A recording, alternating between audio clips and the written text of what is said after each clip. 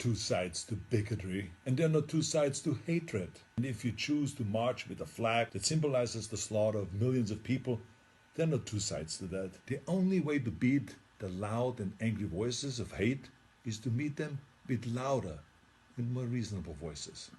And that includes you, President Trump. In fact, as president of this great country, you have a moral responsibility to send an unequivocal message that you won't stand for hate and racism. Now let me help you write your speech here a little bit. As President of the United States and as a Republican, I reject the support of white supremacists. The country that defeated Hitler's armies is no place for Nazi flags. The party of Lincoln won't stand with those who carry the battle flag of the failed Confederacy. Was that difficult? You see, I told you. I have a message to the neo-Nazis and to the white nationalists and to the neo-Confederates. Let me be just as blunt as possible. You heroes are losers. You're supporting a lost cause. And believe me, I know the original Nazis. I was born in Austria in 1947, shortly after the Second World War. And growing up, I was surrounded by broken men who came home from the war filled with shrapnels and guilt, men who were misled into a losing ideology. And I can tell you that these ghosts that you idolize spent the rest of their lives living in shame. And right now, they're resting in hell. I know that you weren't born with these hateful views. No one is. But the truth is, it's never too late to make the choices, to learn and to evolve, and to understand that all human beings have equal value.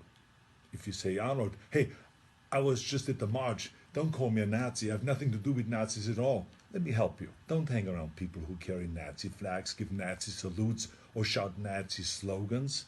Go home. Or better yet, tell them that they're wrong to celebrate an ideology that murdered millions of people. And then go home. You're so lucky to live in a country that gives you every right to say horrible things. But think about how you could actually use that power for something good. Those of you who have been silent, you must also evolve. I have learned a long time ago that the only way we can really eliminate hatred is to face it head on. This is not always comfortable, of course, but stereotypes about racism, religion, gender, anything else, they're like cancer.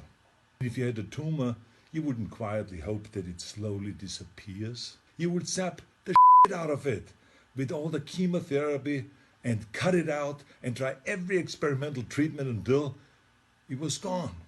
But this is no different. I mean, this is a difficult time for our country, of course. But I know that if we all have the courage to do something about it and to do the right thing, we come out stronger in the end. I've already donated some money to the Simon Wiesenthal Center, named after a great Nazi hunter, who I was lucky to call a friend. And I hope that you will join me by supporting your favorite anti-hate organization. Let's all commit right now to leaving the terrible ghosts of the past in the trash heap of history. That's where they belong. Now share this video if you think that hatred has no place in America. Let's terminate hate.